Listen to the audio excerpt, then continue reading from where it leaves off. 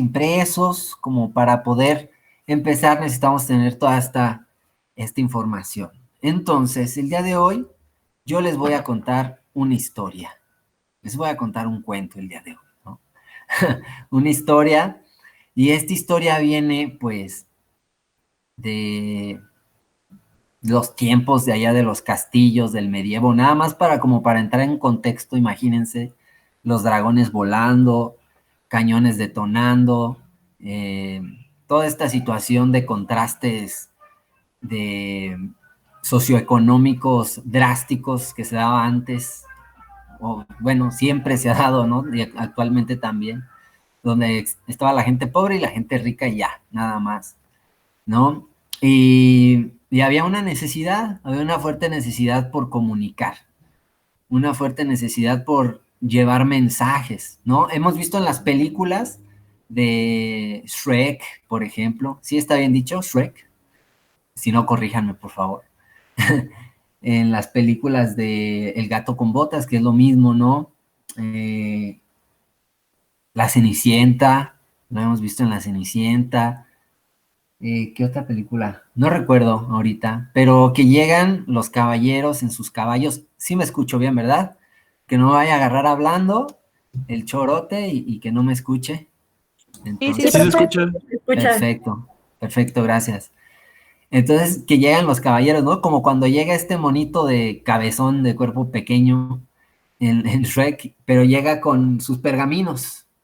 Llegan con estos pergaminos donde de esa manera se llevaban los mensajes. Ese era el método. Alguien los escribía, alguien escribía estos mensajes. Ay, Dios mío santo. Si no es el panadero del pan, es Juanita Bananas y bueno, el Fierro Viejo. Ahora, de los creadores del Fierro Viejo, la Garbanza. Ok. Ay, Dios mío santo. Entonces me quedé en esa parte de que entonces alguien escribía estos mensajes, alguien los tenía que hacer, ¿no? Y para ese momento, digamos que los reinos, los reinos, los ricos, las familias ricas, tenían pues como a una orden de personas especialistas en oficios, ¿no? Tenían al jardinero, tenían al herrero, al carpintero, a las cocineras, amas de casa. ¿Cómo se les llamaba antes? Sirvientas les decía, ¿no? Antes. Ok. Y bueno, dentro de esos oficios, sí, ya como que hace hambrita ya. Yo no he comido, ya hace hambre. Y bueno, dentro de estos oficios existían los escribas, los escribanos, estas personas que se dedicaban a escribir, que escribían bonito, ¿no? Todos tenemos al amigo, al cuate, al hermano, la hermana, la mamá, que escribe bonito y como uno escribe con las patas, pues es así, escríbelo tú, ándale, no seas malito, ¿no? Entonces era algo similar, de que existían estas personas que escribían por uno. Entonces, bueno, de esta manera se llevaban mensajes, de esta manera empiezan a nacer símbolos, porque antes no existían logos como tal, ¿no? No había logotipos ni nada de esto, pero se crean ciertos símbolos sociales donde la gente, un cúmulo de gente, digamos una cantidad de gente se pone de acuerdo, no tanto como que vayan y toquen, ¿no? A la casa y hagan la junta de los vecinos unidos, del sindicato de vecinos, o no sé cómo le llamen ya, donde se junten y digan, ok, este va a ser el símbolo de la carnicería, ¿eh? Para que todos cuando lo vean, este va a ser y ya sepan que iba a ser la carnicería. No es tanto de que se pongan de acuerdo de esa manera, pero sí hay una cierta concordancia a la hora de ubicar los símbolos.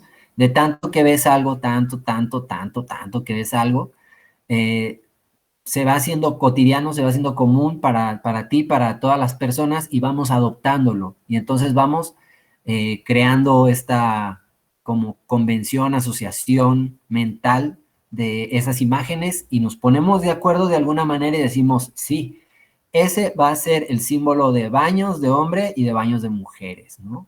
Platicábamos hace unos minutos con otros compañeros de diseño de precisamente de esto, de los símbolos, de las formas, cómo comunican y todo esto.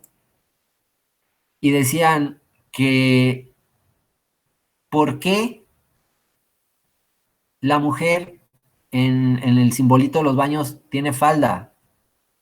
Si hace mucho tiempo no es ley, creo que de hecho ya las mujeres usan más pantalón que falda últimamente, ¿no? ¿Por qué tenemos esa asociación hacia esos símbolos? Algunos debatían, ¿no? Y decían, es que no es una falda, profe, es la cadera de la mujer, porque se supone estas mismas convenciones o la misma mercadotecnia, los medios de comunicación nos quieren dar una idea, vender una idea a veces, o siempre, de cómo deben de ser las cosas, ¿no? Y entonces nos dicen que las mujeres deben de tener curvas. Y por ahí estaba el debate de que es una mujer porque tiene cadera. Y entonces había otro debate de que no, es una mujer porque antes era mal visto que una mujer usara pantalones, ¿no? Pero bueno, ya me estoy desviando muchísimo del tema. Regreso al tema de los símbolos, que empiezan a nacer estos símbolos, donde uno de esos símbolos podría ser el de las barberías, por ejemplo, que le llaman caramelo, esta cosa que gira, que supuestamente anteriormente enredaban un paliacate, una manta, una toalla roja, me imagino que de sangre, en estos cilindros, y entonces sabían que ahí pasaba ciertas cosas, ¿no? Que antes los barberos sacaban dientes, aparte de cortar la barba y el pelo, ¿no? Hacían cirugías menores y bueno, amputaciones, era una locura lo que hacían antes los barberos. Y si vemos luego una cabra, ¿no? Un chivito, decimos, a lo mejor ahí venden leche de cabra, no sé, vemos, o cajeta, ¿no? Y luego vemos unos cuchillos ahí entrecruzados, es carnicería, y vemos el martillo ¿cómo se le llama? Mazo, esta cosa grande de yunque, ¿verdad? Yunque, esa cosa grande de metal donde le pegan, ajá, así es, Dani, el yunque, y es la herrería, y empezamos a ver todos estos símbolos y empezamos a asociar las cosas, ¿no? Y básicamente de esta manera empieza a nacer la comunicación, que bueno, no nació ahí, todo el tiempo hemos buscado estos símbolos, inconsciente o conscientemente, pero de esta manera, en esta época se empieza a como aprovechar, ¿no? O a observar que pasa algo ahí. Entonces, bueno, en esos tiempos, los medios escritos, ¿cuál sería el medio escrito más relevante de la historia? Que podríamos decir. ¿Cuál sería? ¿Quién me ayuda? ¿Qué se les ocurre? El medio impreso. ¿El periódico? El periódico podría ser más y más para atrás. Ándale, María, gracias. Sí, sería más bien el libro, ¿no? O sea, echándonos más para atrás. Que un libro sería una acumulación de hojas, de cierta cantidad de hojas, que esa cierta cantidad de hojas forma un tomo, un volumen. Eso sería básicamente un libro que contiene cierta información de algo. Entonces, estos libros o estos impresos, también estos pergaminos que les digo, todas estas cuestiones impresas que se manejaban en esos tiempos, eran hechos a mano literalmente tenían estos escribas, y estos escribas estaban principalmente en las iglesias, ¿no? Eran los monjes que tenían acceso a información, que eran los que podían estudiar. en las familias ricas y las personas que se dedicaban a la religión, a profesar religión, eran las personas que tenían esa apertura, ese espacio para poder aprender, para poder estudiar y para investigar. Y aparte tenían el tiempo, ¿no? Tenían el tiempo, porque si no estabas, si no eras rico, no podías perder el tiempo, tenías que estar cuidando tu ganado, tenías que estar fabricando cosas, construyendo cosas para sobrevivir, porque existía, ¿no? Aparte de eso, estaban los impuestos que tenías que pagar, como hoy en día, era el SAT de hoy, ¿no? Que llegaban y te pedían el 10% de lo que tuvieras. Si tenías 10 granos de frijoles, te quitaban el 10% de esos granos, y creo que si no tenías nada, te pueden quitar hijos para que trabajaran, ¿no? Para ellos y esas cosas. Entonces, bueno, estaba muy limitado y estaban estas personas que eran estos monjes que escribían los libros a mano y podían durar años, años escribiendo un libro porque había tareas. Había el amigo sacerdote monje que escribía padrísimo. Entonces decían, ¿sabes qué, viejo? Tú vas a escribir. Tú te vas a aventar todo el libro y lo vas a escribir. Va, yo me lo aviento. No hay bronca, a mí me encanta escribir. Ah, pues ya está. Y tenían al cuate monje que decían, es que tú dibujas padrísimo, entonces tú te vas a dedicar a hacer los dibujos, las ilustraciones de los libros. Venga, yo me los echo. Eso me encanta. Yo soñaba con vivir de la ilustración, ¿no? Como muchos de nosotros. Entonces, tenían ese tiempo porque tenían eh, digamos, la infraestructura, el dinero. Si venías de familia rica, tenías la oportunidad de estudiar o de perder el tiempo en lo que sea. Si hacen como memoria, luego los grandes pintores de aquella época o los grandes constructores o científicos o personas que hicieron avances importantes, muchos de ellos eran de familias acomodadas y era precisamente por esta situación. Entonces, y tenían al otro cuate que decían, es que tú haces ornamentas, tú haces, es como la amiga, el amigo de los plumones, ¿no? Que hace florecitas bien padres, que le pone margen a las hojas, que pone bien padre, ¿no? Todo el decorado de las hojas. Y dicen, tú te vas a dedicar entonces a, pues a poner ornamentos aquí, a hacer que la letra mayúscula tenga cosas ahí súper padres y todo esto. Y entonces se distribuían el trabajo, se lo aventaban todo a mano y para un solo libro, este, duraban años, años haciéndolo. Entonces hasta ahorita vamos en eso, ¿no?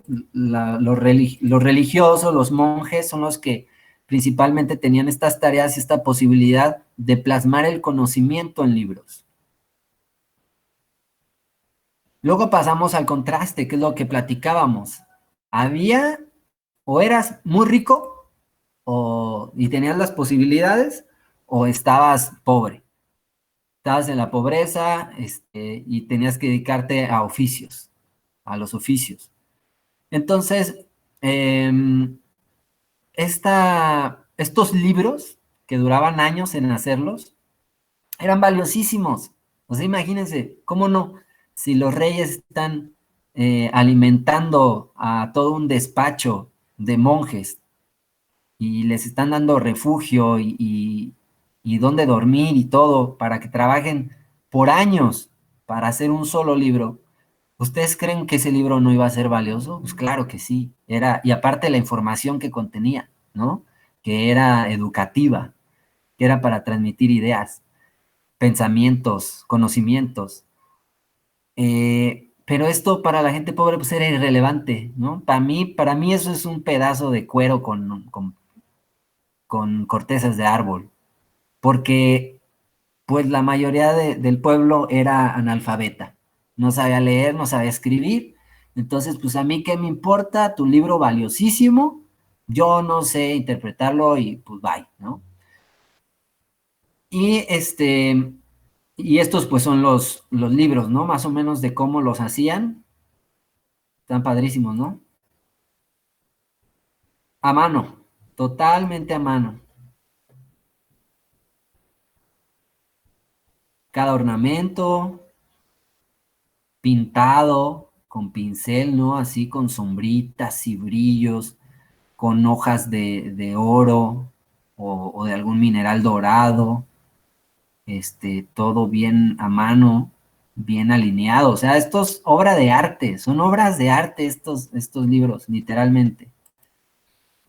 Las letras en mayúsculas, ornamentadas, ¿no? Toda esta cuestión. Y bueno, hasta cierto momento funcionaba a trabajar todo a mano, pero habría que optimizar tiempos. Había que optimizar tiempos. Y, y saben que el tiempo es oro, ¿no? El tiempo es valioso y estamos invirtiendo mucho tiempo aquí, mucha lana, tenemos que hacer procesos más rápidos. Tenemos que hacer procesos más rápidos que nos ayuden a ahorrar, pues, todo lo que podamos. Y había gente que se dedicaba a buscar todo este tipo de cuestiones. Y uno de las bases, podría llamarle yo, nos vamos a dar cuenta conforme veamos otros métodos de impresión. Las bases de todo esto es el grabado, ¿no? Un montón de tipos de grabados que hay. Eh, en madera, en piedras, en algunos otros tipos de elementos, ¿no? Incluso en metales, y se inventaron más tipos de grabados conforme pasaba el tiempo. Unos experimentaron con grasas y tintas a base de grasas y de agua, y se dieron cuenta que a base de eso, sabemos que el agua y el aceite se separa, a base de esa combinación lograron efectos para imprimir, o sea, cosas muy, muy interesantes. Y en esta época surge principalmente este tipo de grabado que se llama silografía. La silografía, pues, es un tallado en negativo. ¿Sí saben lo que es el positivo y negativo? Claro, pues ya tuvieron foto y todo ese rollo. Sí, claro. Entonces, sabemos que el negativo es a la inversa, ¿no? Toda a la inversa. La imagen, pero los colores a la inversa, o en este caso, las partes que se van a imprimir quedan a la inversa. Y pues era imagínense, con un grabado podemos imprimir varias veces, varias veces, hasta que se desgaste el material, se desgasta el material y bye. Tenemos que volver a hacer otro grabado, porque ya no queda tan consistente, ya no queda tan bonita la impresión. Entonces, se hicieron y se intentó implementar el grabado como método de impresión para optimizar tiempos. Pero ¿qué pasaba? Era una chambota, totalmente una chambota, porque tenían que tener al mono que escribía bonito. Ya tengo a la persona que escribe bonito, ahora escríbeme aquí, en este papel, en esta madera, ¿no? Ya lo escribía, perfecto. Ahora necesito que esto lo pasemos en negativo. Rayos, pues ellos tenían sus métodos, ¿no? Para hacer que esa impresión, perdón, esa escritura que hacían junto con los dibujos y todo esto, se convirtiera a negativo. Ahora ya lo tenemos en negativo plasmado aquí en la madera, en el acero, en la piedra, hay que tallar. Entonces ahí estaba la otra persona tallando toda esta página, porque eran páginas, y ya quedaba, ya lo tenemos, ya lo invertimos, ya lo tallamos, y ya podemos ahora sí empezar a trabajar. Y funcionaba hasta cierto punto. Era mucho trabajo, pero también bueno, como si hubiera estado ahí, ¿verdad? Pero también les permitía hacer mucha cantidad de impresiones, hasta cierto punto, porque las mismas tintas, la misma presión, la misma fricción de los papeles, de los sustratos. Cuando me refiero a sustratos, son las cosas que usamos para imprimir, lo que sea, cualquier cosa es para imprimir, me refiero a ella como sustrato. Entonces, bueno, tanta fricción, tintas, todo esto, presión, empiezan a hacer que la piedra se empiece a desgastar. La madera se empiece a aguadar, también a desgastar y pierda forma y tengan que volver a grabar. Entonces tenían cierta cantidad de copias limitadas que podían imprimir y no era funcional, ¿no? Depende de lo que quisieran hacer, pero hasta cierto punto no era funcional. Para lo que servía más era para la cuestión de las ilustraciones, que eso sí se aplicaba más en la cuestión de las ilustraciones. Entonces, ¿cómo es este proceso del grabado? ¿Quieren hacer un grabado? ¿Hacemos un grabado? Con gubias. Ya han hecho grabado, ¿verdad? ¿Qué se me hace que sí? Ah, perfecto. Muy bien. Ahorita nos ponemos de acuerdo para ver qué tipo de grabado hacemos. Ok. En casa, claro que sí. Claro que sí, Mixi. En casa sería todo lo que hagamos va a ser en casa. Si acaso, obviamente vamos a tener que salir a comprar material, pero ya vemos, vamos viendo. ¿Sale? Entonces, bueno, sí, me decían por ahí con gubias, exactamente. Esta cosita, estos utensilios, que es como un mango de madera con una especie de navaja en la punta, se llaman gubias.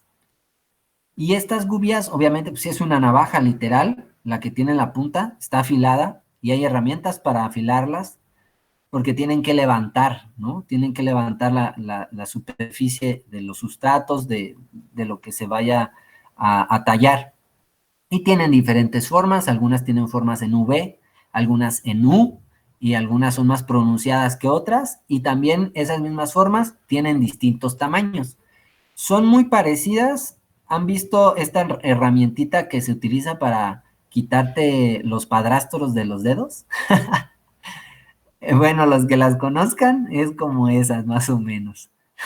Son las gubias.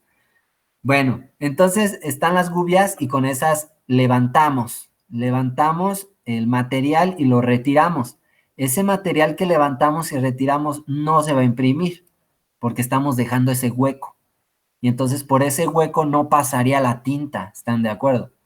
Pasaría por las partes que tienen relieve, que están por encima. Entonces, este, se talla, en este caso, este es linóleo, si no me equivoco, linóleo o madera. El linóleo es como una especie de hule, de plástico, que sirve mucho para este tema del grabado, pero sin embargo también puede ser en madera. Entonces, se dibuja las formas que quieran hacer. Yo lo hice en madera, órale, qué padre. Qué padre. Yo lo he hecho también un par de veces. Creo que la última vez que lo hice fue en la universidad también. Eso parte del grabado. Muy divertido. Entonces, bueno, haces el dibujo, obviamente, y ese dibujo o lo haces directamente en tu superficie, que lo ideal sería que no, para que la mantuvieras limpia, y luego lo pasas a tu superficie que vas a trabajar y tienes que empezar a tallar pensando en negativo, pensando que en lo que vas a quitar no se va a imprimir, porque luego uno empieza a tallar es un juego mental, la cabeza nos juega sucio y empezamos a darle, a trazar, pensando, o a lo mejor no pensando inconscientemente, en que esa parte se va a pintar, pero es a la inversa, ¿no? Hay que tener cuidado con eso. Y bueno, así empezamos a darle, hasta que tenemos alguna figura. Y hay diferentes tipos de tintas, y de acuerdo a la tinta, tendría que ser también el material. Algunos, no sé, a lo mejor en madera, algunos puede absorber mucho. Estábamos haciendo un ejercicio de grabado en unicel y, por ejemplo, las tintas a base de agua en el unicel se cortan, entonces no funciona, tiene que ser otro tipo de tintas y en base de eso hay que tomar criterios, ¿no? Con el rodillo esparcimos esa tinta y e imprimimos, ¿no? Miren qué padre, qué cosas tan padres pueden funcionar con este método. En este caso, esto es en madera. Y pues bueno, eran los métodos en esos tiempos. No había más, no había de otra. Y hubo libros completos, tomos completos, también con unos resultados impresionantes, preciosos, hechos de esta misma técnica, con este mismo método de impresión, que es la silografía o grabado, ¿no? Entonces, ¿qué pasa? ¿Qué pasa con esta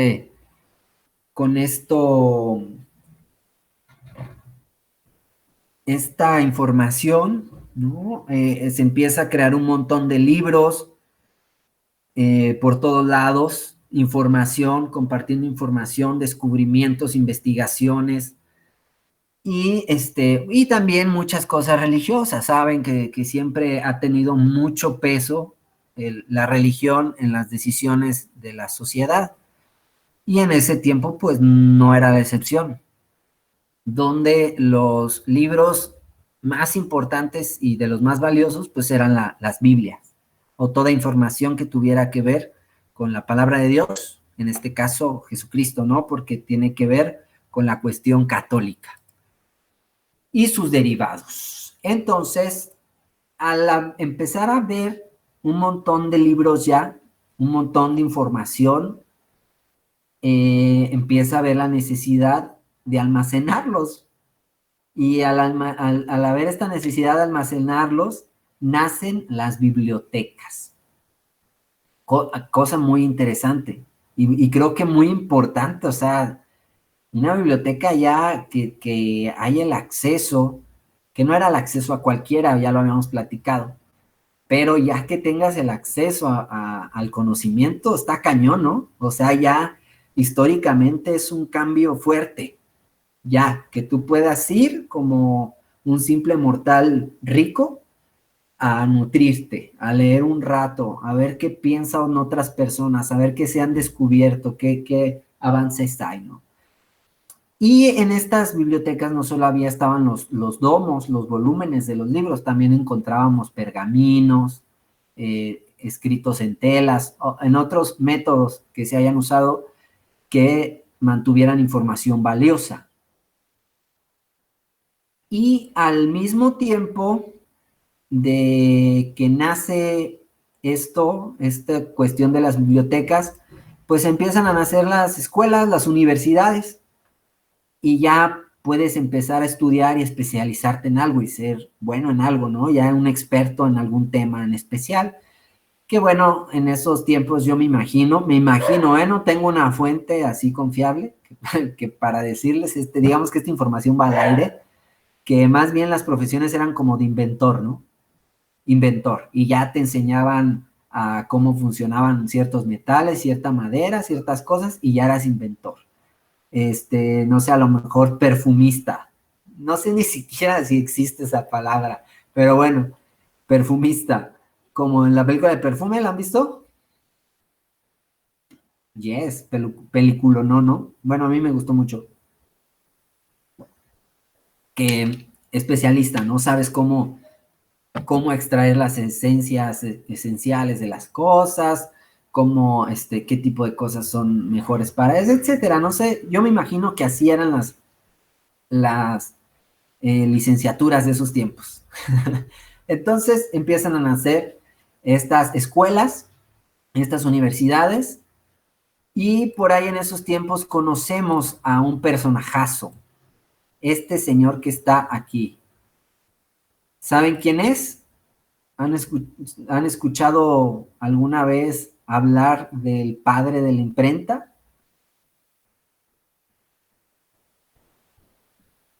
¿No, Po? ¿Nadie? Ok, no pasa nada. A eso venimos, a conocer.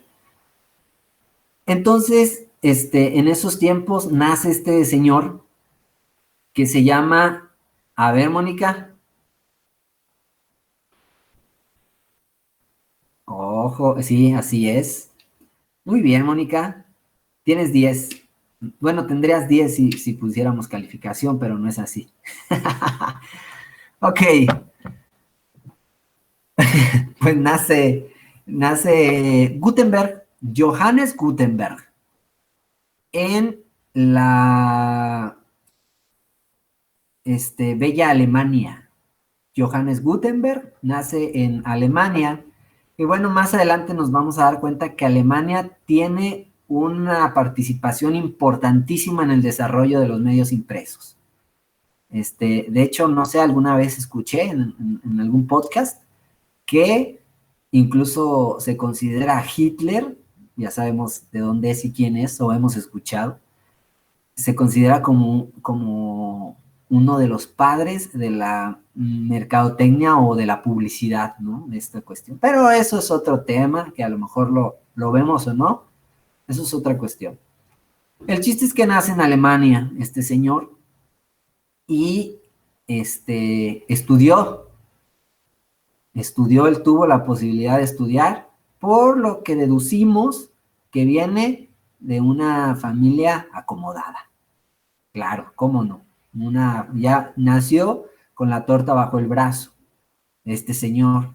Entonces,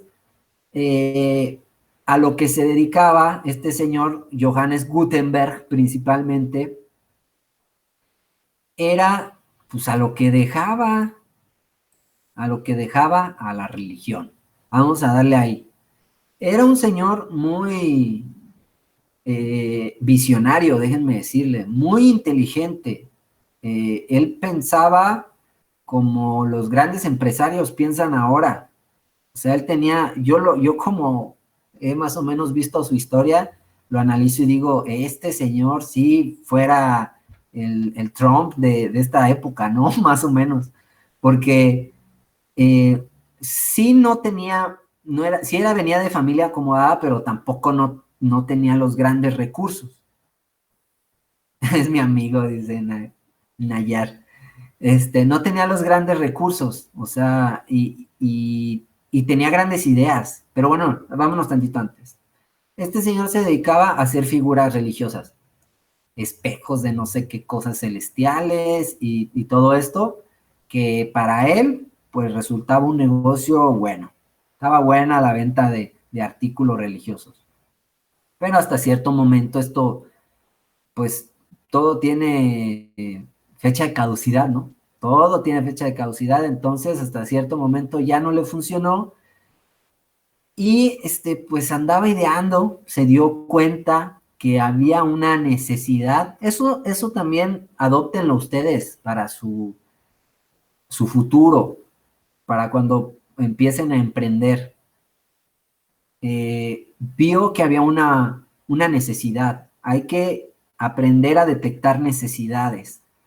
Vio que había una fuerte necesidad en los métodos de impresión, que el grabado era era mucha chamba y no daba muchos domos ni volúmenes, y hacerlo a mano pues no daba volúmenes. Hacía trabajos hermosos, pero uno cada año, ¿no? Un libro cada año. Entonces se puso a pensar, yo soy fregón, yo sé manejar el metal y la madera. Era como una especie de inventor, es lo que les digo, que eran como las profesiones de esos tiempos, como una especie de inventor.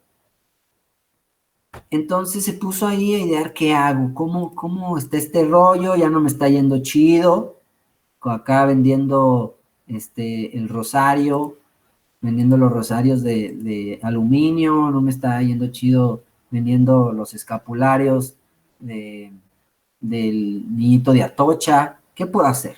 ¿Qué puedo hacer al respecto?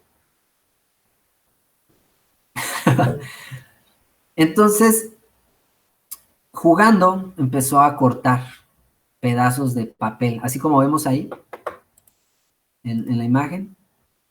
No le hagan caso que me robé esa imagen protegida, nada más es con fines educativos, ¿eh? Ustedes no se fijen en eso. Entonces, empieza a jugar con estos recortes. El señor recortó muchas letras de la misma, muchas símbolos, signos, y los tenía ahí sobre la mesa, como lo vemos aquí en la ilustración, miren, en este cuadro bello. Y vean cómo está ahí sentadito, como, ay, mira, qué buena idea se me ocurrió. Tiene una cara así de a hueso, ya la hice. Ahí estaba en su mesa con sus pedacitos de papel y se le viene la idea, dice, claro, si hago 1000 veces esta letra A y hago 1000 veces esta letra B y 1000 veces todo el abecedario, puedo hacer las combinaciones de letras que se me antojen. Pero ¿cómo hago esto? Estas combinaciones de letras, ¿cómo le hago para llevarlas al papel?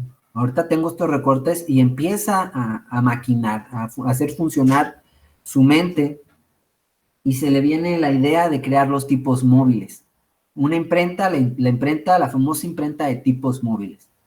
Pero como les digo, este fulano era movido, le gustaban las relaciones públicas, el marketing, y entonces iba con familias adineradas, familias ricas, y llegaba y les vendía la propuesta. Llegaba y les decía, ¿sabes qué, viejo? Tengo esta idea. Esta idea te va a hacer, nos va a dejar lana a todos. Es de crear una máquina que tenga ciertas características para poder imprimir a grandes cantidades y esto nos va a dejar lana y va a facilitar la impresión pues de manera masiva. Y yo me imagino que hubo quienes dijeron, no, viejo, así como Netflix, ¿no? Que cuentan la historia, las leyendas, los mitos, ahí son esos rumores entre pasillos, de que Netflix fue con las grandes empresas a vender, que incluso llegó hasta ir a Televisa. Yo no sé, no tengo la fuente, pero que llegó a ir con grandes empresas de comunicación a venderles la idea. Mira, yo una serie por internet, estás loco, eso no va a funcionar.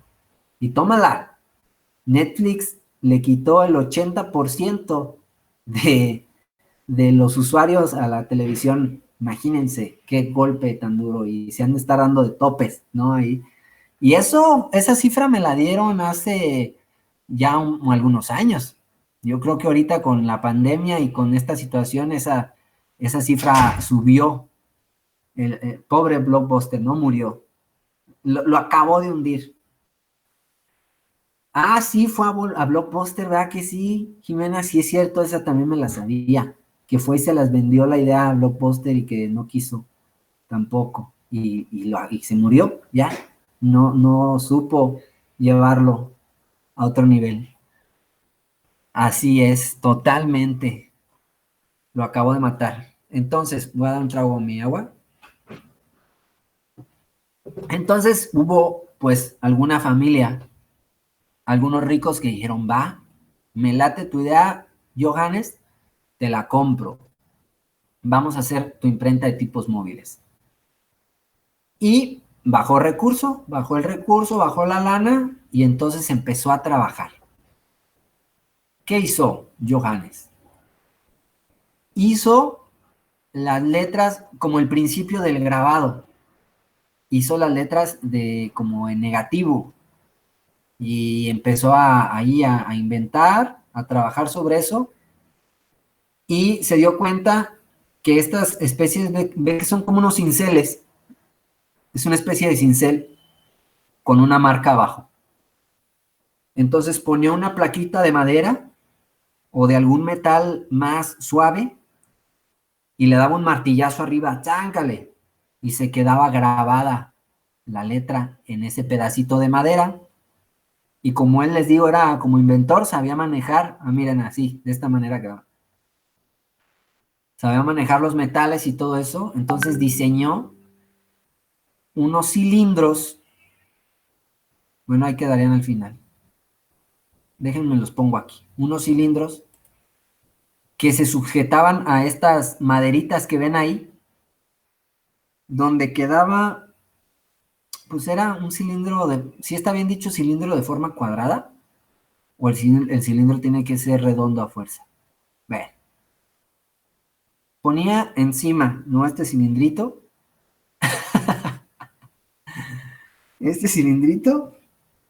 de manera de metal que podía vertir en el cilindro metal fundido.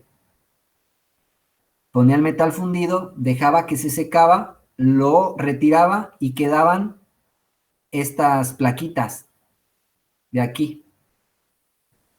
Tenemos la de, ¿saben qué es alto relieve y bajo relieve?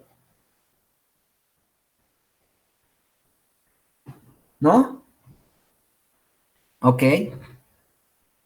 El bajo relieve es pues, literalmente como escarbar, o sea, lo que quede sumido.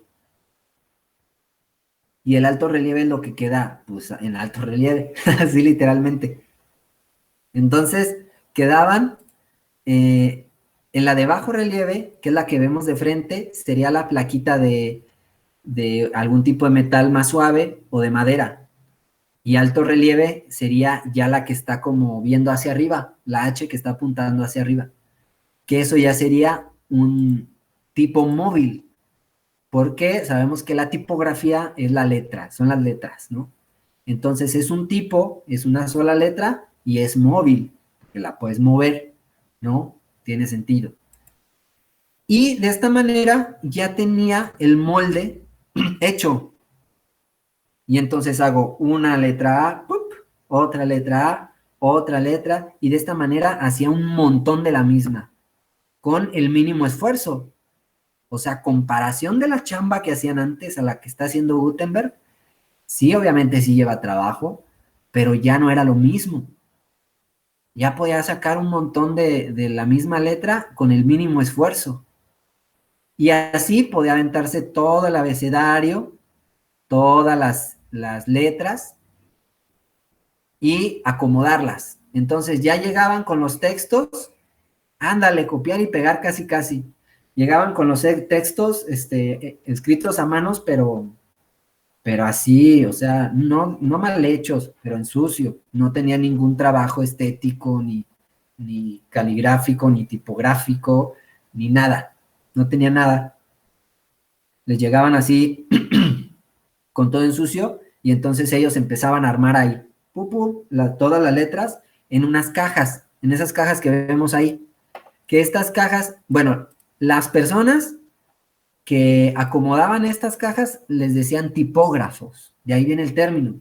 Ahorita un tipógrafo es el que diseña tipografías, pero en aquel tiempo eran las personas que acomodaban estos tipos en estas cajas, y estas cajas era el proceso de justificación. Vean nomás desde dónde vienen estos términos, desde cuándo. Cuando justificamos un texto es cuando lo alineamos, ¿cierto? Cuando tiene cierta alineación. Y en este tiempo era lo mismo. Si se fijan, están justificadas. Y desde ahí viene este término de la justificación. Entonces, tenían obviamente plaquitas que dejaban los espacios entre cada letra y buscaban la manera de que cuadrara perfectamente el texto en ese cuadro, que era el proceso de justificación. Perfecto. Y ahí vemos, miren, varios tipos móviles. Con el tiempo, obviamente, se fueron desarrollando tipografías, pero en ese entonces creerían que había como 2 o 3 tipos de letras nada más. Y el hecho de que se desarrollaran nuevas tipografías, nuevos diseños tipográficos, fueron por los copiones.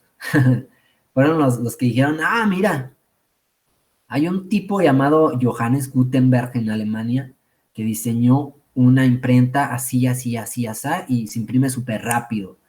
Y entonces vamos a hacer algo nosotros igual. Fabricaban sus imprentas como podían, porque obviamente Gutenberg no les iba a compartir su descubrimiento, pues se le acaba la chamba, y las fabricaban como creían y hacían sus propios modelos de tipografía. Y entonces eso empezaba a crear variantes entre las tipos y empezaban a nacer nuevas familias tipográficas. ¿Cómo ven? Curioso, ¿verdad? El dato. Y bueno, empiezan a nacer familias tipográficas. Y vemos aquí lo que era la imprenta de tipos móviles.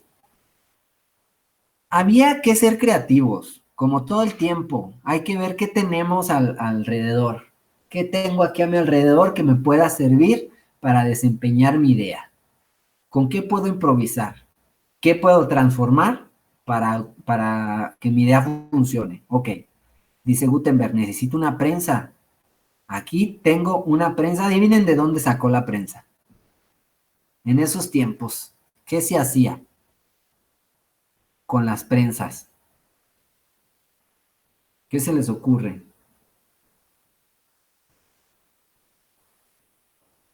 ¿Qué prensar? Pues sí. Eh, pues vemos mucho en las películas que en ese sellar va por ahí, son los principios, Mónica, pero también en esos tiempos vemos que les encantaba el vino, ¿no? Les encantaba echarle el vino. Vemos en los banquetes que hacían y todo eso, que tenían sus barriles de vino y todo eso. Qué bello. Entonces Gutenberg agarra de los viñedos y transforma o agarra la idea de estas prensas, porque acuérdense que las uvas se tienen que aplastar y cada cultura tiene sus maneras de apachurrarlas, de prensarlas. Hay culturas que las hacen con los pies, que brincan encima de las uvas y tienen un hoyito abajo y va saliendo el jugo. Y bueno, en algunos lugares eran más prácticos y usaban prensas. Pero yo creo que está más bueno el vino que es de los pies, pues ahí ya va con materia humana, ¿no? Ya le da el sazón, la salecita. Entonces, bueno, tenían estas prensas. Vino, pues se comía mucho el vino con queso, ¿no? Sacan esta prensa, la modifican y la meten a este proceso, donde vemos ahí claramente. Hay una especie de bastidor hasta el fondo, un respirador, si lo ubican, el respirador que está hasta el fondo, ahí colocaban los tipos, ahí organizaban sus tipos, ahí tenían ahí bien organizados sus tipos, en estas como cajitas, ¿no? Ahí, todo bien acomodadito. Y esta como especie de paleta, de sonaja, que ven ahí, esa como sonaja se utilizaba para entintar. Hacían una especie de muñequeo, de izquierda a derecha, muñequeo y luego circular, donde ponían la tinta y hacían ese movimiento encima de las tipos para impregnarlas de tinta. Estas cajitas que decimos que son la justificación, las ponían ahí en esta riel, era una especie de riel de pasarela. Ya me perdí. Ahí está. De pasarela ahí. Y luego ponían encima el papel, lo acercaban a la prensa y le daban un jalón a la prensa y se imprimía la hoja. Una cosa bella. Miren, aquí está el proceso. Y así salía, página tras página tras página. Y vemos pues siempre la presencia de los sacerdotes, siempre la presencia de la religión. Porque adivinen cuál fue el primer libro la primera chamba que le encargaron a Gutenberg. Adivinen cuál fue. La Biblia, así es. La Biblia, el primer libro que se aventó Gutenberg fue de la Biblia. Amén. Fue la Biblia. Y cuando terminaron porque les encargaron miles. A la iglesia estaba interesadísima en que se regara la palabra de Dios. Para eso había que tener muchos volúmenes. Entonces fueron miles de volúmenes los que hizo Gutenberg en su primera chamba. Y obviamente también se fue con los grandes empresarios. Ustedes, si quieren una buena chamba, una chamba jugosa, pues van a ir a buscar, ¿no? ¿Quién tenga lana? Y se fueron con la iglesia. Claro que sí, les digo que Gutenberg era bueno, era visionario. Y la terminó, vieron el resultado, vieron que era consistente, que estas placas metálicas duraban muchísimo, podían hacer un montón de volúmenes, que la calidad era buena, que todo era padrísimo, y dijeron, se queda, es un invento maravilloso. Más, sin embargo, no se retiró por completo el trabajo manual. Había cosas que no podía hacer la imprenta de tipos móviles, que era las decoraciones, las cositas doradas, las hojitas, las ilustraciones, todas estas cuestiones seguían estando bajo el cargo de especialistas, monjes o creo que también no tengo el dato preciso, pero creo que Gutenberg tenía ya a su gente también que se dedicaba a eso. Entonces ya no salía nada de su despacho. Ahí todo salía, ya salía, pero el trabajo final, ¿no?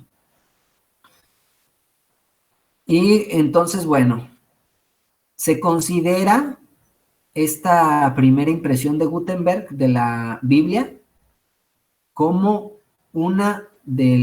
como una obra de arte, como uno de los ejemplares impresos a manera de libro más hermosos del mundo. Así de pesado estuvo el trabajo que hicieron con Gutenberg. De la calidad. Ahora, ya no tenías tanta chamba de escribir, pues puedes dedicarle más tiempo a la ilustración y ornamentación y todo eso. Ahora, el tema de las tintas. Johannes usaba una tinta a base de huevo, ¿y qué más le echaba? Hollín. ¿Saben qué es el hollín? Es como tizne, ¿no? A lo que nosotros le llamamos tizne, el residuo que deja el fuego, sí, ahumado. Ándale, el humo. Ándale, Jimena, como el humo que se pega y todo eso, que le llaman hollín, algo así, a base de eso hacía su tinta. Ponía hollín, huevo y no me acuerdo la otra sustancia que usaba. Y entonces si nos ponemos a pensar, probablemente el huevo era para darle cierto espesor a, a la tinta, para que no se desparramara toda la tinta por todos lados y quedara sobre superficies. Y y obviamente el hollín pues, le da el color y no recuerdo exactamente la otra, creo que era a base de grasas. Que les miento. El chiste es que era una receta bien casera que se la aventó Gutenberg. Y esto también nos hace pensar, oye, podemos tomar cosas que tenemos a la mano, si investigamos un poquito y las podemos transformar, no limitarnos nada más a decir, no hay, no tengo, no pude, ¿no? Ay, para Johannes no había, no puedo, no tengo. Y mira nomás, era los resultados que lograba la imprenta de tipos móviles en conjunto de los artistas que, que desempeñaban estas labores. Unas cosas padrísimas, ¿no? Obras de arte literalmente. Ahora, ¿qué impacto tuvo esto para la sociedad? ¿Qué pasó? No se quedó ahí. Obviamente fue el desarrollo. A ver, hay que esperar un poquito para no gritar tanto en los elotes.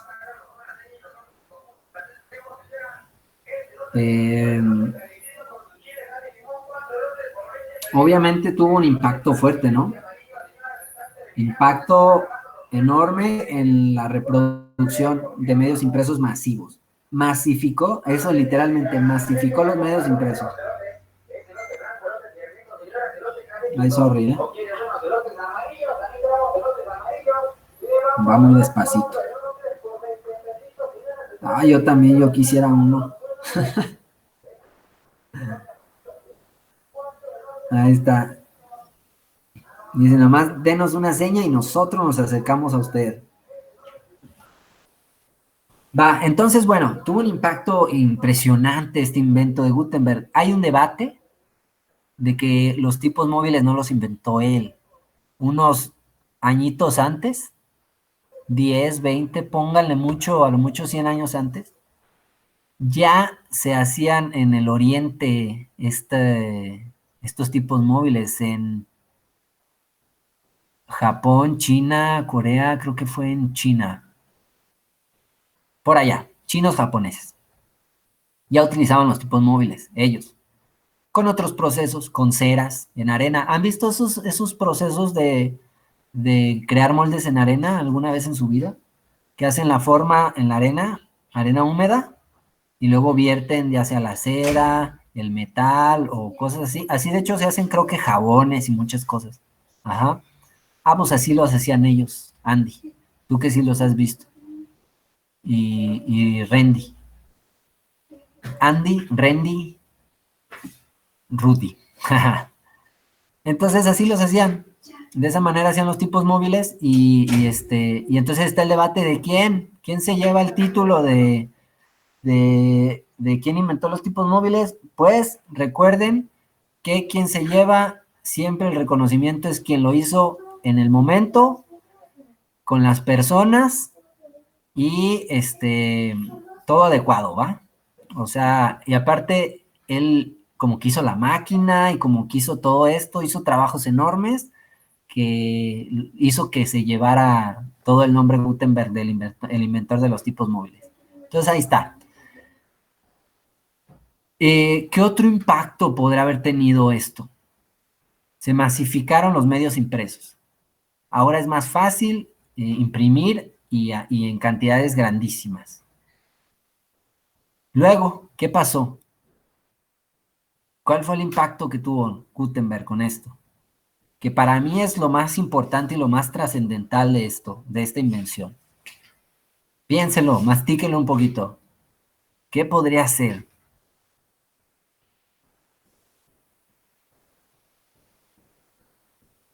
¿Qué podría ser eso? Esa gran aportación a la humanidad que hizo Gutenberg. Le debieron de dar hasta el premio Nobel a Gutenberg, con eso. ¿No? ¿No se les ocurre nada? Ah, ¿va por ahí, Alexis? No como tal, no, la verdad no tengo el dato si él haya hecho la enciclopedia, pero sí hay algo de eso que ayudó bastante. La imprenta, sí, pues como tal, la imprenta de tipos móviles, ¿no? Él inventó la imprenta como tal. Pero hubo un impacto social enorme. Habíamos platicado que había una brecha enorme, enorme, enorme entre la gente rica y la gente pobre. La gente pobre no tenía interés por este tipo de obras. La lectura exactamente. Bizet, Bizet, no se pongan nombres tan raros que luego no sé cómo no, decirles. Dalí. Ok, Dalí. Perdonado. Fue precisamente eso. O sea, imagínense, hizo que estas obras valiosísimas, imposible de que una persona pobre pudiera llegar a ellas, se bajaran al pueblo. O sea, de gastar miles de millones en un libro a gastarte cientos, hacía que la información, y que hubiera tanto, también que hubiera tanto por todos lados, hacía que la información fuera accesible para todo el mundo. Entonces, la gente se empezó a interesar y se empezó a alfabetizar. Empezaron a aprender a leer, empezaron a aprender a escribir, y lo más importante, empezaron a aprender. Imagínense, ese impacto, o sea, a mí se me hace algo, cambias al mundo. O sea, literalmente Gutenberg le dio un giro a una generación totalmente, con esta cuestión de acercar a la información a las personas. Algo similar al Internet, ¿no? Algo similar, que tenemos una duda, nos metemos, investigamos de volada, tenemos la información. Pero bueno, en este tiempo no existía nada de esto, y que llegara un medio impreso y que lo pudieras leer y que te diera información valiosa, que pudieras aprender a hacer algo o lo que sea, cualquier idea, que te ayudara a abrir tu mente a, a ver otras posibilidades en el mundo, pues fue un impacto cañoncísimo, ¿no? Eso por un lado. Otra de las chambas que tuvo Gutenberg fue que llegaron gente de otros países de otras regiones, de otros lugares con idiomas diferentes. ¿A qué? A traducir. Y aparte, ya supimos que muchas personas empezaron a imitar, se dieron cuenta de esta imprenta y en otros lados empezaron a desarrollar sus imprentas de tipos móviles con otros idiomas y empezaron a ver traducciones. La Biblia se tradujo en quién sabe cuántos idiomas, que fue otra chamba que le tocó a Gutenberg. Y se tradujo en quién sabe cuántos idiomas para llevarlas a otros lugares. Pero de la misma manera que se tradujo la Biblia, se tradujeron otros escritos. Y entonces eso fue otro impacto que me hace tremendo, que te llegue información del otro lado del mundo, de otra forma de pensar, de otra cultura, de otros descubrimientos, otras inteligencias, y que tú puedas adquirirlas. Entonces, así de fuerte, no sé cómo lo vean ustedes, pero así de fuerte y de importante fue esta atribución de Gutenberg, que por eso le dan tanto reconocimiento pues a su descubrimiento. Que aparte a base de los tipos móviles se empezaron a desarrollar más invenciones. Unas por imitación y otras para mejorarlo. Esa imprenta, mejorarla. ¿Cómo ven? Y esta fue la historia de Johannes Gutenberg. Así fue. Ahora, ¿qué vamos a hacer? Pues vamos a trabajar, ¿no? Vamos a trabajar sobre el primer, no, es que no es el primer, sobre las bases de la impresión, que sería el grabado. Entonces, vamos a trabajar un grabadito, ¿no? Les tengo propuestas. Les tengo propuestas en el grabado. Una, ¿todos son de Morelia? ¿Todos viven en Morelia? ¿Hay alguien que no sea de Morelia? ¿De dónde son? Ay, son muchos. Sí, yo soy de Pátzcuaro. Pátzcuaro, Apatzingán, Zacapu. Va a estar, bueno, ya son casi ciudades. Yo, Europa ya es ciudad, ya está grande. Zacapu también está grande. Pátzcuaro está cerquita. Ario de Rosales, creo que Ario sí es más chiquito. Sinapecuaro, pues no está muy grande tampoco. No va a estar complicado. El tema de eso no es para juzgar de dónde son, ni mucho menos, ¿no? Es para saber qué posibilidades tienen con los materiales. Si hay alguna papelería grande de alguna manera a la que puedan acceder y comprar ciertos materiales. Ahí les va. Podemos trabajar en un grabado más complejo como es el linóleo o la madera, pero implica comprar gubias. Esa es una. Y al comprar gubias, probablemente si les gusta, van a seguir practicando el grabado. Si no, se va a quedar, o a lo mejor les puede gustar, pero ya no les causa tanta inquietud. Y ese material ya no lo van a volver a usar probablemente y sería nada más gastar para este ejercicio, que se me hace algo egoísta, ¿no? Que para un ejercicio gastemos tanto, porque depende de la calidad, como todo. Hay gubias baratas y hay gubias más caras. Yo creo que con unas baratitas podemos trabajar perfectamente. Y bueno, el linóleo también, pues cuesta su lanita. Uno pensaría que ese pedazo de plástico te cuesta un poco más barato, pero sí, llega a costar incluso creo que hasta 200 pesos, un cuadrito. Con un tenedor y un cuchillo, un desarmador, ¿no? Y un martillo. El primero es linóleo. Mónica, ¿sí? ¿A eso te refieres? ¿Gubias, linóleo, madera? Ándale, mira, David vende. Pero el rollo, David, es los que vivan afuera. Acrílico y una aguja. Pero estuvo canijo, sí se escucha complejo. Bueno, el rollo son las personas que viven fuera de Morelia. Yo no quiero exponerlos. Si se quieren aventurar, adelante. Quiero hacer un sondeo, más o menos. Envío por DHL, fíjate. No, hombre, aquí está el negocio, pero buenísimo como Gutenberg. Está esa opción y la otra opción, que es la más económica y la más práctica, que todos tenemos acceso a ella y que se pueden lograr cosas interesantes, es trabajar con unicel, algún lapicerito, tintas acrílicas y una hoja de papel.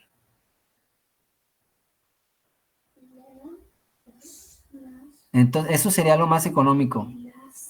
Claro que no es el mismo resultado, de una vez les aviso, pero sí salen cosas padres. Ajá, no, aparte es mucho gasto de repente, Mixi.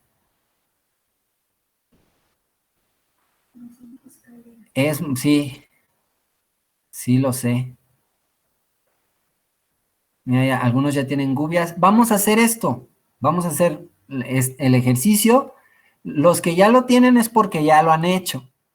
Los que quieran trabajar con linóleo, gubias, y yo creo que ya tienen su rodillito para entintar. Se recomienda tinta de offset en ese caso, pero no sé si el compañero que venda los materiales pueda recomendarnos algo, ofrecernos algo. También tiene, mira, tinta de offset. Los que lo quieran hacer de esa manera, adelante, adelante. Está bien. Los que no, ¿qué les parece si vemos un videito de cómo hacerlo en unicel? ¿Va? Ahorita se ponen de acuerdo con su compañero, si quieren en privado, y ya sacan sus presupuestos y todo, y vemos este tema del unicel. Déjenme, les pongo un videito.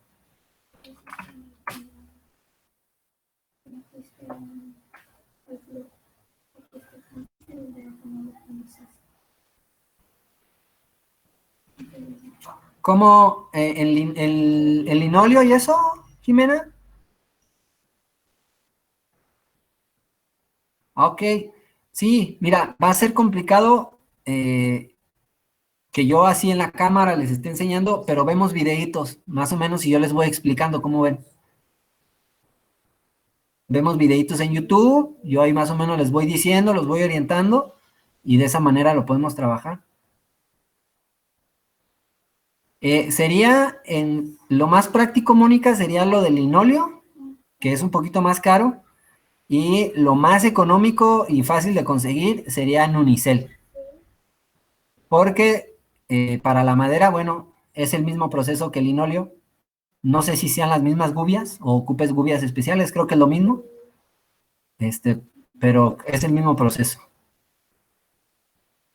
Linóleo, gubias, necesitas un rodillo, Mónica, para esparcir la tinta y tinta de offset.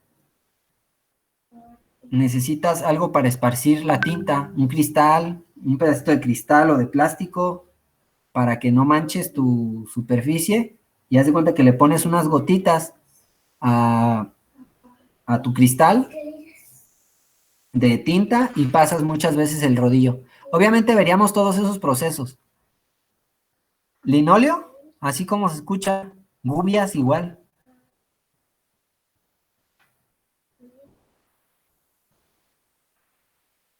La tinta se llama offset. Ahí va, déjate lo escribo. Offset. Ahí.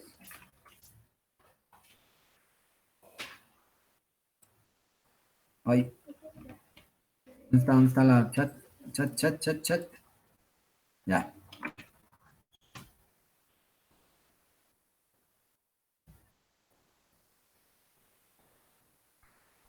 Entonces necesitan las gubias, el linóleo, para trabajarlo.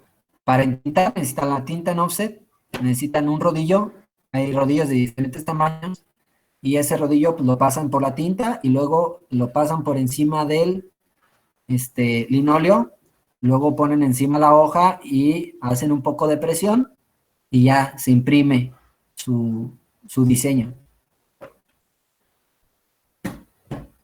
El unicel, déjenles pongo un videito. En el unicel nos tenemos que poner más creativos, chavos. Incluso a algunos les gusta. Les voy a enseñar unos videos. grabado en Unicel. Voy a compartir pantalla.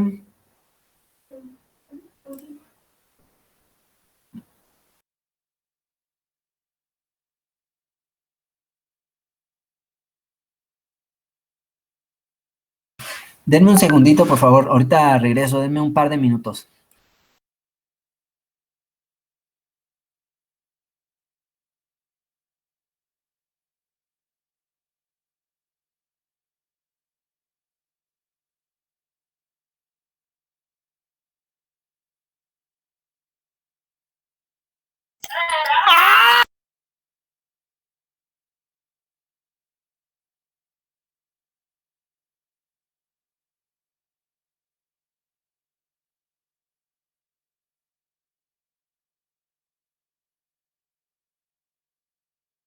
Ya, perdón.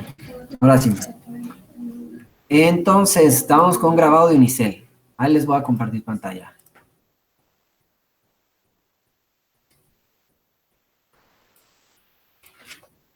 Es bien sencillo, miren.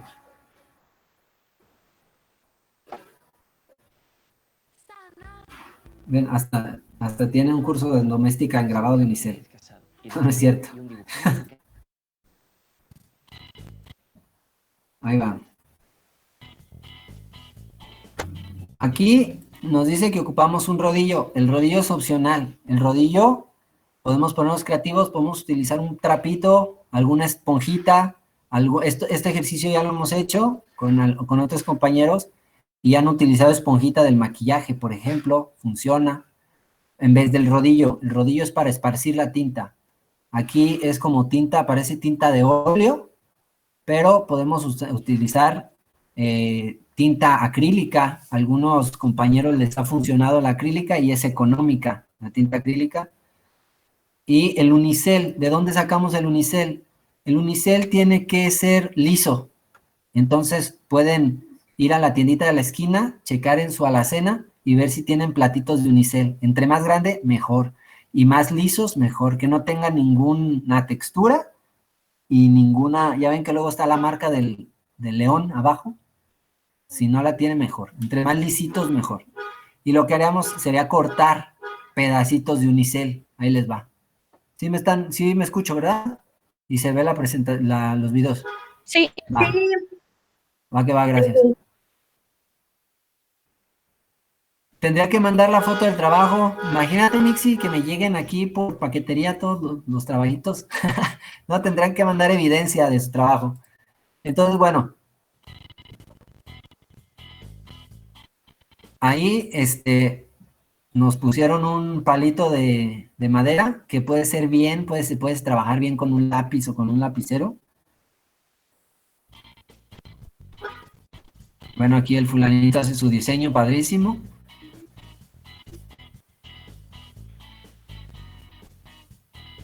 Y obviamente tendremos que hacer diseños más pequeños, ¿no?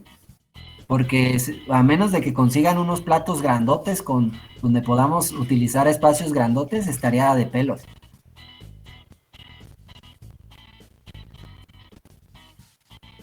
Lo que les digo, con la tinta, el rodillito, lo mismo sería con el offset, tinta de offset y el linóleo.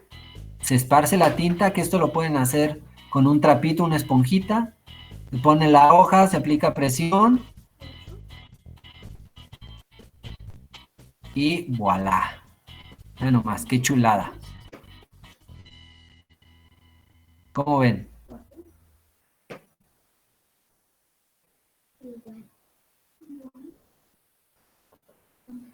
Vamos a ver otro.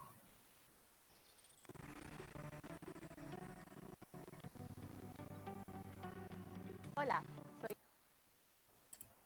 Les voy a quitar el audio a ver si se corre más rápido. Ahí va.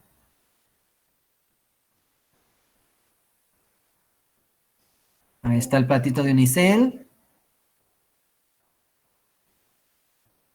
Lo recortan. Pueden usar tijeras, cúter, ¿no? Lo que sea.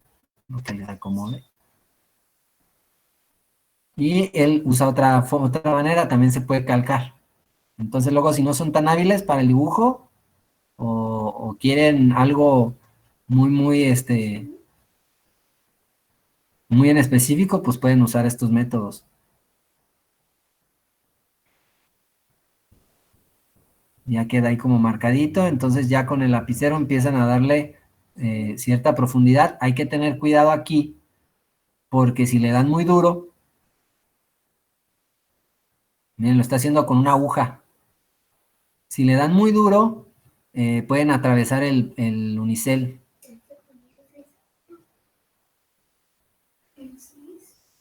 Tiene más curvita, no es así, parece una luz, ¿no sé? No es así.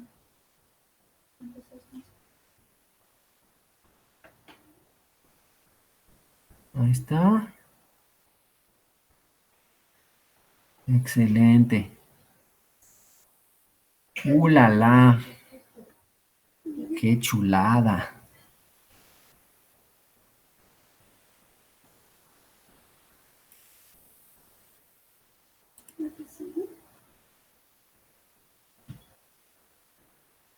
Y bueno, pues ya. Ahí quedaría el grabado.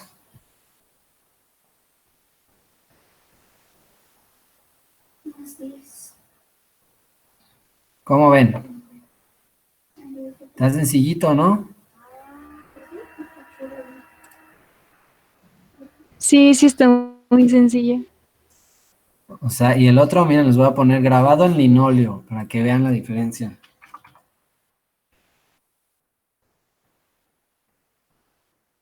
¿Dónde había visto uno padre? De una chica en especial, déjenme ver. Había visto uno muy interesante. Creo que salió de aquí. Está. Entonces, este sería el proceso con linóleo. Lo voy a adelantar para que, porque ya se nos va a acabar el tiempo. Aquí tiene su material, su linóleo. Es este especie de hule. Lo limpia.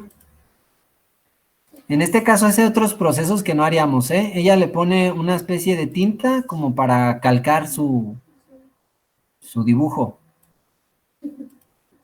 Ella dibuja otra cosa en el papel y para que se calque bien, ¿sí ven cómo lo raya? Hace como una especie de papel calca, literalmente, que creo que se puede usar, no sé si aplique. Lo que hacíamos nosotros, este ejercicio con linóleo lo llegué a hacer con otro grupo, es que poníamos nuestro dibujo encima y con una agujita íbamos marcando nada más los contornos, íbamos dejando puntitos para como guías, como referencias y ya después le dábamos, ¿no? Entonces así ya lo va calcando y miren, empiezan aquí con las gubias a sacar las partes. Obviamente lo que está quitando es lo que no se va a imprimir, es el negativo.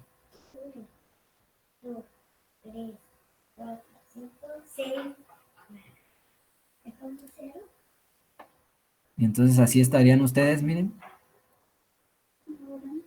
grave y grave.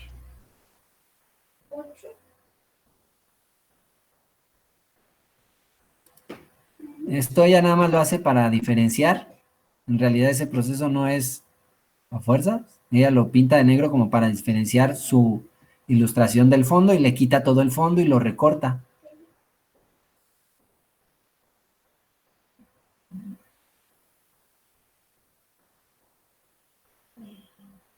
Ahí le está dando un contornito ahí para recortarlo, para que no manche la parte de afuera, no se imprima. Y aquí hace unos procesos que a lo mejor no los haríamos, ¿no? Le da tratamiento a las hojas, las humedece para que se pregne mejor la tinta. Y aquí es lo que les digo, que necesitan un pedacito de acrílico, de cristal, para vertir la tinta y no les haga manchadero y que sea constante la tinta en toda la superficie. Pone el papel ahí encima, hace una prueba. Esto es interesante porque hace una prueba, nada más, y se fija que hay detalles que no le gustaron, y dice, ok, saco mis gubias y pule esos detalles, ¿no? Y ahora sí dice, ya está listo. Y ahora sí le da con todo. Me voy a adelantar. Y bueno, ya en este caso tendré una prensa, nosotros no tendremos prensa, lo haríamos así en el caso de los que quieran.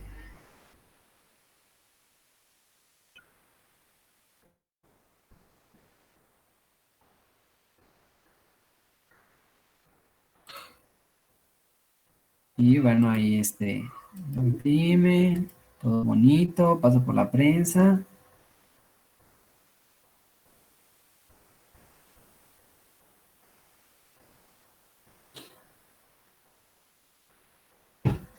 ¿Y cómo ven?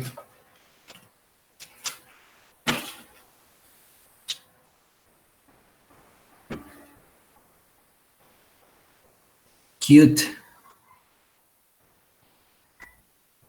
Entonces, le van a invertir en el linóleo y las gubias. Ok. Ok, me parece perfecto, Laura. Sí, pueden sacar cosas muy bonitas. Incluso pueden venderlas. La idea estaría muy padre que si le van a invertir y tienen ilustraciones padres, puedan pasarlas a este tipo de materiales, aprendan a hacerlo, o hasta como regalito, o para ustedes mismos, para ustedes mismas, enmarcar sus obras en este tipo de medios de impresión, y la verdad es que la tinta offset deja un acabado muy bonito también. Entonces, bueno, vamos a hacer esto. Ya se nos acabó el tiempo. Piénsenlo bien, porque la siguiente clase nos vamos a dedicar totalmente a esto, ¿de acuerdo? Es complicado. ¿Puede ser óleo? Sí, yo creo que sí podría funcionar. Igual, investigo un poquito más, porque también no es como que me dedique yo al 100% al grabado, lo he hecho algunas veces, sé cómo funciona, los puedo orientar, eh, pero ya para la siguiente con los materiales, sí, Alexis, ya lo has hecho con óleo adelante, entonces, María. Sí, ya para la siguiente el material, ok, puede ser con diferentes colores. eh, el óleo, tengo la experiencia que tarda mucho en secar. Entonces, el rollo de manejar varios colores, tendrías que esperar a que seque, tendrás que tener varios tipos de grabados o recortar tu grabado y darle un color a cada uno de los espacios, y tendrías que poner algunas referencias, ¿no? Sí, el óleo tarda mucho en secar. Ajá. Ah, yo creo que serían placas diferentes, ¿no? Sería más complicado estar pintando cada pedacito por cada color. 4 meses en secar. Sí, yo una vez pinté un cuadro también en óleo, y de hecho nunca dejan de cambiar. Conforme pasa el tiempo, el óleo se va transformando. Y bueno, es todo un proceso. Se debería, para ese tipo de tintas, un papel más grueso. En el caso de que lo hagan con unicel, podría ser con cartulina sin ningún problema. Ok, perfecto. Entonces, tomen esto en cuenta, por favor. Para la siguiente clase ya deberíamos de tener el material y deberíamos de empezar a trabajar en el grabado. Hay que aprovechar el tiempo que tenemos aquí en clase, más sin embargo, tenemos toda una semana para trabajar. Por ejemplo, el próximo martes vamos a desarrollar nuestra idea. Sí, los que quieran en unicel, adelante, no hay ningún problema. Entonces, el método que ustedes quieran, ¿va? Y lo vamos aquí, lo platicamos. Hay que tomar en consideración, como les digo, tampoco yo no soy un especialista en grabado, más sin embargo sí los puedo orientar, claro que sí los puedo orientar. Y el proceso de la explicación, creo que lo más sencillo es como este tipo de cosas, ¿no?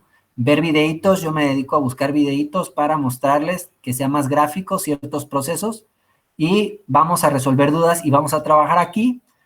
Empezamos con la idea. Si ustedes ya traen sus ilustraciones hechas, pues ya pueden empezar a trabajar directamente y si no, podemos empezar a ilustrar algo. La siguiente clase vamos a subir en una tarea el boceto o la ilustración y en la otra tarea, que esa sería después, digamos que el martes subimos el boceto y de hoy en 15 subimos el grabado ya terminado. ¿Me explico?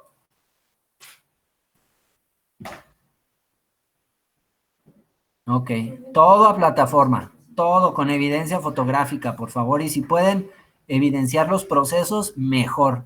Y si lo pueden subir en PDFs, mucho mejor aún. Entonces, así le hacemos, chavos.